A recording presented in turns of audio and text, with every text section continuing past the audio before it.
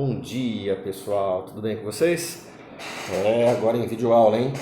Tô aqui me adaptando com essa situação, né? Tá tudo bem aqui, né?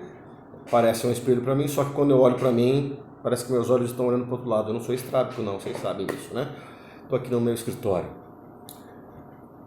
Tô mais informal, né? Aqui no meu escritório, aqui os meus livros, alguns livros que a gente tem que consultar sempre, aqui alguns processinhos, embaixo tem mais processinhos.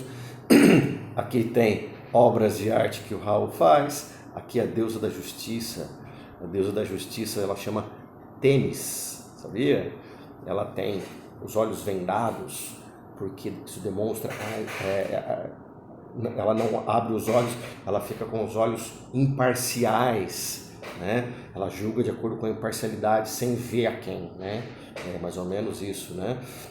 Tem a espada, porque a espada representa a força, a coragem, a ordem, e, né, para impor o direito, e a balança, né, para ela equilibrar exatamente as desigualdades da vida, que as vidas às vezes nos impõem, né? Aqui tem algumas, aqui, uma plaquinha, aqui, plaquinhas de algumas homenagenzinhas que eu recebo, que me deixam muito felizes. Aqui meu vovô, minha vovó, olha eu aqui na minha formatura há alguns poucos anos atrás. Bom, a gente estava falando sobre os tributos, né, gente? Vamos à aula. Falamos na aula passada, iniciamos a parte de impostos, concluímos nessa aula.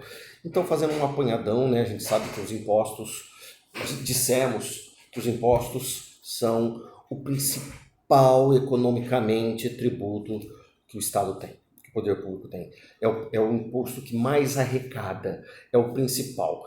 E ele serve para engordar os cofres públicos.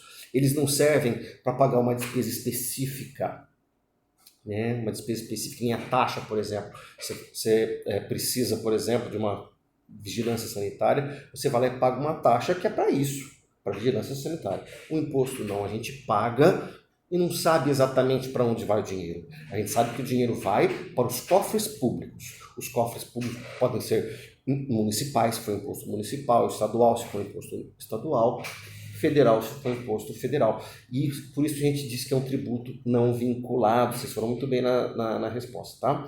Um tributo não vinculado a uma destinação específica e não é vinculado a uma contraprestação específica também, né? Porque o Estado não tem necessariamente que fazer algo específico a vocês com o dinheiro do imposto. Na verdade, o Estado faz um pool de obrigações que eles têm a cumprir. Saúde, educação, transporte, saneamento básico e assim por diante. Tá certo?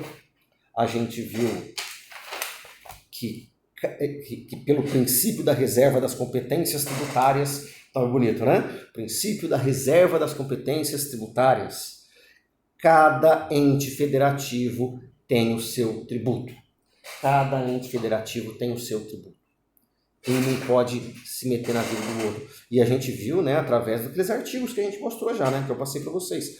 Os artigos da Constituição Federal. O artigo 153 fala dos impostos federais. Então, aqueles lá são federais. No artigo 155 fala dos estaduais. Então, aqueles são dos estados, aqueles são da federação, né, da União. Um não se mete na vida do outro. Esse é o princípio da reserva das competências tributárias. E tem os estaduais, né, que são IPTU, ISS e assim por diante, que são só dos municípios. Tá certo? E um não se mete na vida do outro. Mas tem exceção.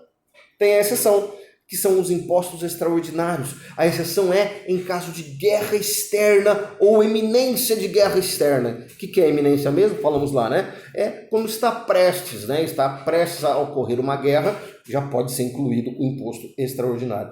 O imposto extraordinário será sempre um imposto da União, sempre um imposto federal. E ele pode duplicar os impostos estaduais e municipais.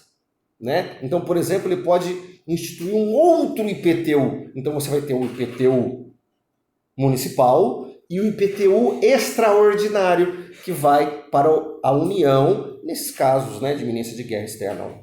Nós vimos que os impostos podem ser classificados em pessoais ou reais. E os pessoais são aqueles que incidem em razão da pessoa, em razão da gente, né? O imposto de renda, por exemplo, né? A minha renda é pessoal, diferente dos impostos reais, que é sobre as coisas, que nem o carro, né? O imposto real é em razão do meu carro, independente de quem eu seja. É aquele meu carro. Se o meu carro custa 100 mil reais, o IPVA vai ser calculado sobre 100 mil reais, independente de quem eu seja. Se você tiver, que você é pobre, você que não tem um pardal para dar água, se você tiver um carro de 100 mil reais, o imposto vai ser calculado em cima de 100 mil reais. Então, às vezes, você não tem nem renda para isso, mas vamos imaginar que você tenha um carro de 100 mil reais. Né? Você vai pagar pouquíssimo de imposto de renda e bastante de PVA, que tem um carro de 100 mil reais. E eu, que sou ricão, sou muito ricão, né? Sou rico, né? Ganho muito, muito, muito. Se eu tiver um carrinho muito baratinho, eu vou pagar pouquinho de PVA. Mas como eu tenho uma renda muito alta, né? Eu pagaria muito mais imposto em razão disso. Nós vimos que os impostos podem ser diretos ou indiretos. Né? Os diretos, quando numa só pessoa reúnem-se a condição de contribuinte direto e de fato. Né? E não é possível você transferir a obrigação de pagar o tributo para outra pessoa. No caso, o imposto de renda, por exemplo, é um desses, né?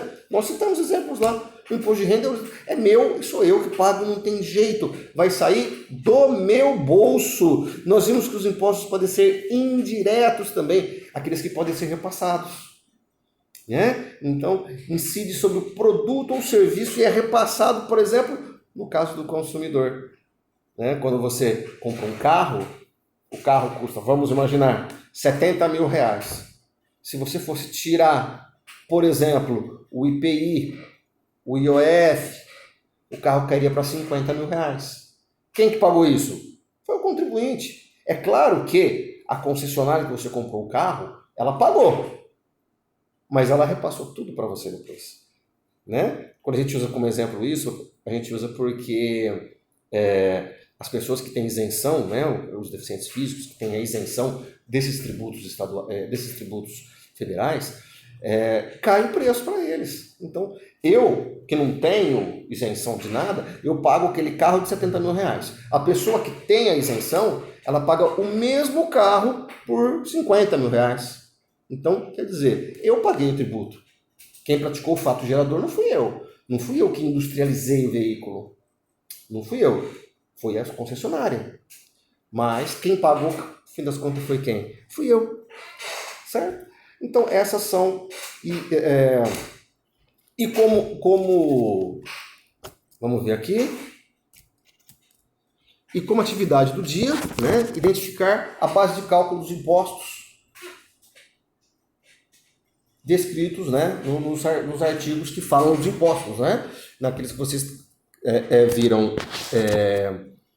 a hipótese de incidência, agora vocês vão me indicar a base de cálculo. Qual que é a base de cálculo do IPVA? Fácil, hein, gente? Qual que é a base de cálculo do IPVA?